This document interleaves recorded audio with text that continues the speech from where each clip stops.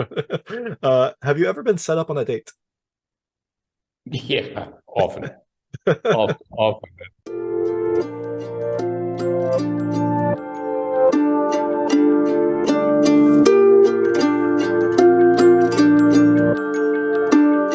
Hey everyone, this is David Stark from Watch Your Pass. Today I'm talking to Academy Award-winning director Shekhar Kapur about his new film, What's Love Got to Do With It, which is coming to theaters on May 5th, 2023. I'm going to talk to him right now, and while you're watching, if you can like and subscribe to this channel, that would be fantastic. Also meant a lot. Thank you. So thanks so much for joining me. This is Academy Award-winning director Shekhar Kapur, the director of What's Love Got to Do With It, which is coming to US theaters on May 5th, 2023. It is a fun rom-com that touches on a, I guess, difficult subject matter with both care and comedy, and it deals with that intersection between tradition and modern times. I absolutely loved it. I had a really good time watching it, and I'm really excited to talk to you. So thanks so much for joining me. My pleasure. Of course. So the first question is, how did you get involved in this film? How did you kind of like come across this script? How did it go? How did you kind of get interested in this? Well, I mean, the production company are the people that I made Elizabeth and Golden Age. I made two films with them before, and they brought the script to me, and I read the script, and I thought it had potential. Mhm. So we did what we always do. We just get a bunch of actors around a table and listen. I love doing that. Listen to the script, listen to, and then as that is happening, then I start to form the film in my head. And then it started to form in my head. And it's a very instinctual process. And then I realized that what I was really liking about it was, Lily James' character of Zoe, Mhm. as it's like, what are the young people now looking for in dating apps? One of the things, the great thing about dating apps is it's given power to women, Mhm. it was like, it gives you power to say yes, no, and make choices. On the other hand, it gives a lot of choice. How do you deal with that choice? How do you really deal with all this choice? And the whole idea of the film was, we keep saying, oh, you'll find your soulmate. Are you going to really find your soulmate through dating apps? Who knows, Because looking for love and looking for intimacy has been like timeless. It's a timeless journey, and it'll always be a timeless journey, always be a mystery. So how do you deal with the mysteriousness of it? How do you deal with the mysteriousness? And then you suddenly find your neighbor who says, I know what it's about. It's about no choice. Wait. Choice? No choice? Which way do you go? So I remember Lily asking me, saying, Shekhar, how do you see? I said, Lily, I see your character as in a tumble dryer, just going round and round and round, looking for a way, looking for escape. But the escape you're looking for is intimacy and love. Are you going to find it in the tumble dryer? Maybe. I don't know. I'm not making any moral judgments. Maybe you'll find it there. And maybe Shazad will find it in his way. But somewhere, choice, no choice.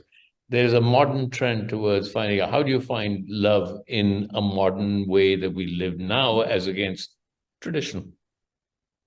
Yeah, for sure. I mean, I am very, very thankful that I am not dating now because, like, again, like I feel like that's all that choice, all those options. It's both good and bad, like you said. It's good in many respects, but also it, can kind of, I don't know, make it overwhelming with just all those options that you have. So I really appreciate how your film kind of looked at all those different types of relationships, and there was no judgment. There was no like, this is the right way, this is the wrong way. It's just these are different options that work for some Yeah, people, and how you kind of get to it is your own journey. yeah, yeah. I No, also, oh, no, go go ahead. ahead, go ahead, No, no, go no, no, ahead. go. I want to hear from you. Go ahead. No, I'm really interested in your questions here. Okay. Go ahead. So I loved also reading in the press notes that this was originally kind of envisioned more of like a drama, and then it changed into a comedy as it was developing. So I'm curious, was that something that you kind of heard when you were doing like a table read of it, or was that just a gradual process as you were making the film? The comedic aspects really kind of helped to liven up the performance. I'm really curious to hear that because I think it worked great as a romantic comedy. Well, for me, it was the other way around. It was pitched to me as a romantic comedy. And then when I went on to the sets, I just said that, well, this is that kind of a film where the comedy has to come from people being real. Mhm. Normally in a romantic comedy, you have people sort of playing at being comic. And I said, no, we're not going to do that. What we're going to do is let's find the characters within ourselves and not play at being the characters. Let's just come onto the set and be characters. Mhm. So it actually went from being a romantic comedy to a very emotional drama without actually losing the fact that it's very lighter. So the comedy exists in a very light way. Mhm. But I don't know why the notes say it actually worked the other way. The emotion came during the filming because the actors brought emotion to it. Which is good because then like Yeah. the emotion is highlighted even more because you're kind of I don't know if you don't expect it, but it kind of stands out more from the rest of the film. Yeah. So I believe you were born in Lahore and grew up in India. Did that have any meaning to you in the film? Did it help you kind of plan some of this film? I don't know how much experience I don't know how long you lived in Lahore before moving to India. I was less than one when I left, so Okay. So I have very few memories of Lahore, but I'm Punjabi. The Mhm. Punjabi cultures and the Punjabi cultures in Punjab where I lived in Delhi and in Lahore very similar, very, very, very similar. Yeah. Okay. So I Okay. understood that culture quite a lot. Yeah. Well, it's kind of actually, I guess, sad that you didn't actually get to travel out to Lahore to film. I read that you had to like kind of remotely film that because of travel restrictions. So I guess it's sad that you didn't get to get like I don't know, homecoming or a cultural visit to Lahore for the film itself. No, I've been to Lahore since I did Bandit Queen and I worked with Nusrat Fateh Ali Khan and we did all the music in Lahore. So I went back to Lahore. But we only did the shots of Lahore were only the traveling car shots, travel shots, and Mhm. then I brought those in. The main characters never went to Lahore. We all shot that in London. And I created Lahore in London itself. Perfect. Well, that's an impressive feat by itself. I'm really also curious about the cast. You said that you did an original read. Was the cast that you envisioned part of that read, or how did they get involved? I love Lily James and Shazad Latif's chemistry and kind of their characters. So how did you get them all involved in We this? did two reads. We did a read when I wanted to understand the script a bit more. And so I asked for a read with just anybody, any actors. Mhm. And so I can understand it. I can understand the rhythms of the film. And what happens is you're listening rather than reading, the film starts to seep in and starts to it starts to perform and settle in your head. And then, of course, we went out for casting. And I remember, of course, Lily was cast by then, Emma was cast by then, uh, you know, Kaz was cast by then. The father, Jeff, wasn't cast, but he was so good in the read that he stayed. That's awesome. So yeah, we had some of the casting done already by then.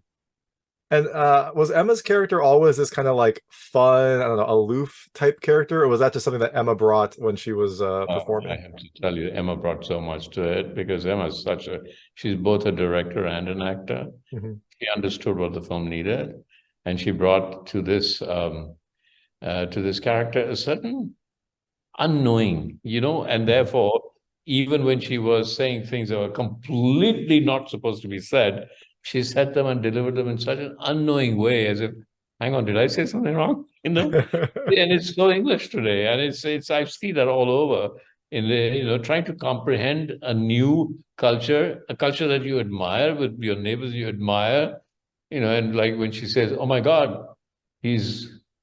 I can't believe he's Muslim. He's so good looking. And she said that, he could be Greek. So it's just like, hang on. So your preconceptions are constantly conflicting with your new understanding of what the world really is. And she brought that conflict constantly, constantly. And so she brought it with such innocence that she just said, "Oh my God, she's a lovely person. She's not. You forgave her for all her statements. You just forgave her because you loved her so much." Yeah, exactly. She kind of gives you that permission to laugh Yeah, at these statements. And I yeah. think that was a great way to approach it because also this film, what I love is it kind of touched on it's not taboo, but it's just something that a lot of people aren't experienced in, this assisted marriage or arranged marriage. And it kind of allowed a look into that for people that, have no experience. I have no real experience with that. And I love kind of seeing this, journey that Kaz's character takes and seeing some of the other examples of how it has worked and how it has not worked. So Mind you, here's what I say that, which culture doesn't have that?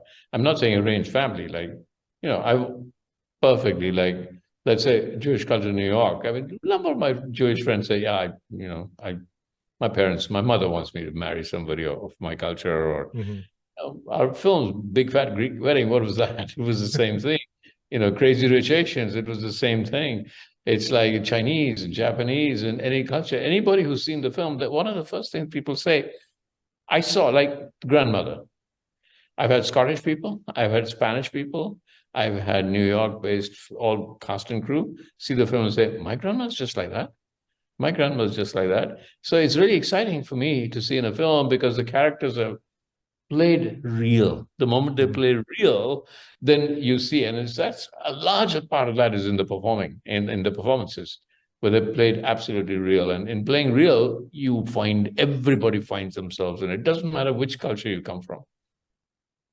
Yeah, definitely. I mean, even in like, I guess more, I don't know, traditional American culture, like a lot of people met at church. Like that was a kind of, group where I'm sure the parents would like try to get their kids to play together to try to see if they could move that along. So yeah, it's definitely something that exists everywhere in some form or another. And of course, in every it's constantly in friends.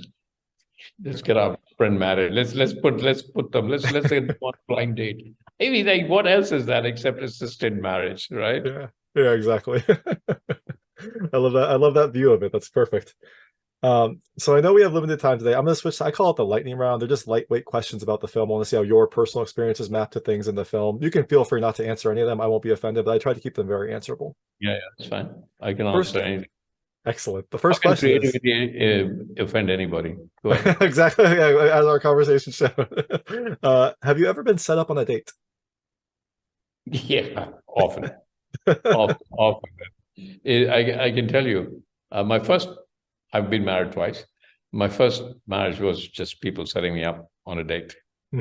Well, there you go. In Delhi of all places, they were setting me up on a date. That And was and that. they worked it out because the girl was from the same school, much younger. And you know how they worked it out? My father was a pediatrician, her mother was a pediatrician. We were all the same. And they said, let's set them up. So my first wedding was set up. It sounds almost like an assisted marriage, right? That sounds Yeah, perfect. absolutely, except done by friends. Yeah. Have you ever used a dating app? I've never, but only for the fear of the fact that because of my name, all over India, there'll be a headline, Shekhar is on a dating app. So, and if somebody could tell me how to be anonymously on a dating app, I would go. I'm sure someone could, but no, that's a good consideration for you. But that's the Uh, first thing. You have to give your real name. And I said, oh God, now yeah. I'm in trouble if I do that. The characters in this film, Zoe and Kaz, had this like special treehouse that they would hang out together when they were kids, and then it played a role in the film as well. Did you have a special hangout place when you were a kid, somewhere that you had that was your secret place? Yeah, but it was next to a little river where we friends used to meet a lot, but it was not a treehouse. I wish it was. A treehouse is very exciting, so romantic. But Yeah. a treehouse is a very American thing, isn't it? It's a very Mhm. Western thing also, the treehouse where everybody goes to. I had no treehouse in my life, but we had a special place where friends used to meet, and we used to protect it with our lives. Nobody's allowed to come there. No one. That's awesome. I also didn't have a tree house. I wish I had a tree house growing up. I agree with you. It's a Yeah. really kind of cool place to think about. So, what is the farthest that you have traveled for a wedding? What fathers have traveled for? For a wedding. Yeah, from Mumbai to New York, and from Mumbai, actually, no, Mumbai to Los Angeles, halfway across the world Oh wow, for a yeah, first wedding. Yeah, that is quite a trip. yeah. Who would you trust to set you up for an assisted marriage? You have someone that you would like trust that they would make a good judgment for you? My daughter, who's now 20 years old, she's threatening to do it, and I said, "Okay, you can do it." I'm now single, and so I would trust her to find somebody because she knows me. Nobody knows me better than my daughter. That's perfect. Yeah, call her bluff, right? Exactly. Yeah, call her bluff. Yes. And the last question is, when was the last time you listened to the song "What's Love Got to Do with It"? I guess I can't identify it, but it's a song that keeps coming back. Every now and again, what's love got to do with various versions, various of that. It just keeps coming back, and every now and again you hear it. So when we first talked about the title, what's love got to do with it? And the first thing was, everybody will think it's about the song, and it's not. But it obviously is. So we have a sequel in mind. I Oh, have. What's excellent. love not got to do with it? Excellent. I'm excited to hear that too. And yeah, I agree. Like it's one of those songs that just kind of like it's iconic. You kind of know it. It's so Even if I iconic. I haven't heard it in years, but like I instantly associated that, when I heard the name of this Yeah. film. So the film is out May 5th, 2023 in America. You are out promoting it, getting the word out. After people go and see the film in theaters, I'm sure you have other projects in mind, also a sequel to this film even. So what can people look for next from you after they see this film? Yeah. My next film is about water. I've been writing that film and thinking about it.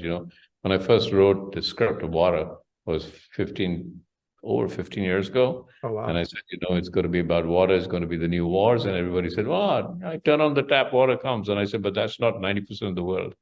So I'm doing a kind of a slightly futuristic film about a city that runs out of water and what happens. And the base theme is that water will be the new colonization. You will get colonized if you're not careful. Yeah, the people that have now owned the water resources will colonize the rest of the world. So it's a film based on the environment and earth and water.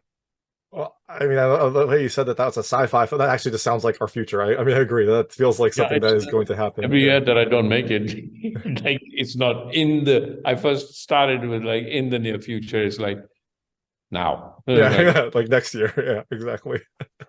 Well, I'm looking forward to that. I'm looking forward to seeing a potential sequel for this film. But thank you so much for joining me. This is Shekhar Kapur, the director of What's Love Got to Do with It, which is coming to theaters on May 5th, 2023. Thank you so much. Thank you. Thank you. That was Shekhar Kapur, the director of What's Love Got to Do with It, which is coming to theaters on May 5th, 2023. It is a fun rom-com that touches on some topics you don't normally see and that kind of intersection between tradition and modern life. I had a blast watching it. I think you will too. If you like this interview, please like and subscribe to this channel. It helps me out a lot. Make sure all my new content goes straight to you. Thank you.